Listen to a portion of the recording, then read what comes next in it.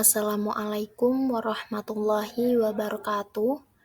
Di sini saya akan mempresentasikan hasil tugas saya secara singkat mengenai kasus plagiarisme di mata kuliah Sistem Informasi Manajemen yang diampu oleh Bu Mirah, SEMSI. Sebelumnya, perkenalkan nama saya Siti Muslikah, NIM 2023121104, kelas 2D Prodi Akuntansi, Fakultas Ekonomi dan Bisnis. Pertama-tama yang perlu kita ketahui dan akan kita bahas adalah tentang apa itu plagiarisme.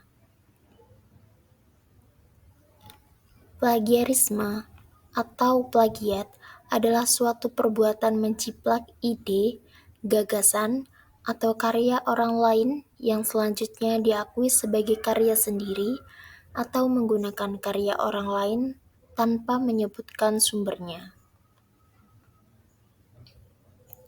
Tindakan plagiarisme ini merupakan tindakan yang melanggar hukum dan tentunya memiliki sanksi bagi para pelakunya, yang mana hal itu sama saja dianggap sebagai kasus pencurian atas pemikiran orang lain. Setelah tahu tentang apa itu plagiarisme, selanjutnya yang perlu kita pahami adalah dampak yang didapatkan oleh para pelaku plagiarisme. Apa saja itu? Yang pertama, kehilangan integritas dan reputasi plagiarisme, merusak integritas pribadi dan reputasi profesional sang pelaku. Kedua, kerusakan akademik dan profesional. Ketiga, kehilangan kreativitas dan kemampuan belajar. Keempat, pemahaman tidak akurat. Dan kelima, bisa terkena tuntutan hukum dan sanksi finansial. Sebagai contoh kasus, di sini saya mengusung sebuah kasus yang sedang ramai di media sosial, yaitu tentang plagiarisme yang dilakukan oleh salah satu mahasiswa dari Universitas Airlangga. Kita pasti tidak asing dengan Universitas Airlangga, kampus besar yang tentunya banyak diincar oleh para pelajar. Akhir-akhir ini, kampus yang berlokasi di Surabaya itu sedang ramai dibincangkan netizen atas tindakan kurang baik yang dilakukan oleh salah satu mahasiswa dari Fakultas Ekonomi dan Bisnis, yang mana mahasiswa yang berinisial SPI tersebut menjadi pelaku plagiarisme tugas temannya sendiri.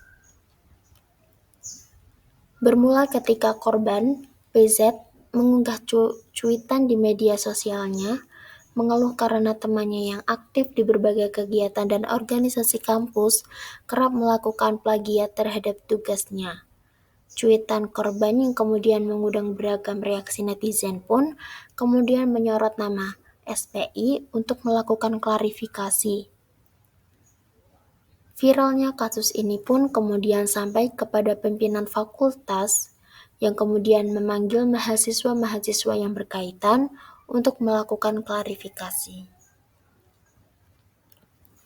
Di dalam klarifikasinya, SPI mengaku bahwa ia terpaksa melakukan plagiasi karena kesibukannya yang padat dan mayoritas anggota kelompoknya adalah laki-laki. Ia telah mengakui kesalahannya dan meminta maaf kepada PZ, serta bersedia menerima sanksi yang nantinya diberikan oleh fakultasnya.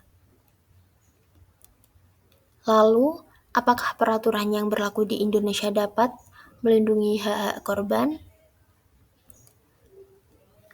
Meskipun belum banyak kasus plagiarisme yang sampai ke pengadilan, korban plagiarisme memiliki beberapa jalur perlindungan hukum yang dapat ditempuh.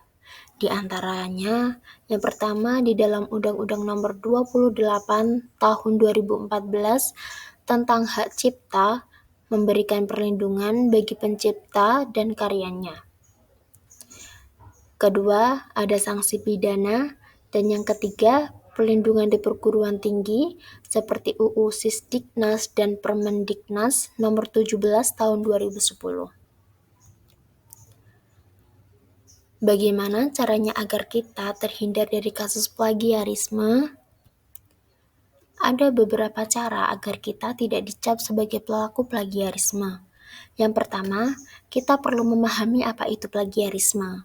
Sanksi apa yang akan kita dapatkan apabila kita menjadi pelaku plagiarisme dan dampak buruknya. Yang kedua, memahami konteks tulisan secara keseluruhan, kemudian kita dapat menulisnya kembali sesuai dengan isi yang sudah dipahami atau memparafrase. Yang ketiga, menggunakan tanda petik yang berarti kata tersebut bukan milik kita. Yang keempat, mencantumkan sumber yang jelas agar pembaca tahu dari mana informasi tersebut berasal. Jadi kesimpulannya, dari kasus plagiarisme ini dapat mengingatkan kepada kita betapa pentingnya menghindari dan mencegah plagiarisme. Karena selain mendapat reputasi yang buruk, kita juga tidak akan mendapat kepercayaan orang lain, memengaruhi kreativitas, dan mendapat risiko terkena pidana apabila kita menjadi pelakunya. Plagiarisme bukanlah hal kecil yang bisa disepelekan. Hal tersebut termasuk ke dalam pelanggaran hak cipta sekaligus mencuri hasil pemikiran orang lain. Terima kasih. Wassalamualaikum warahmatullahi wabarakatuh.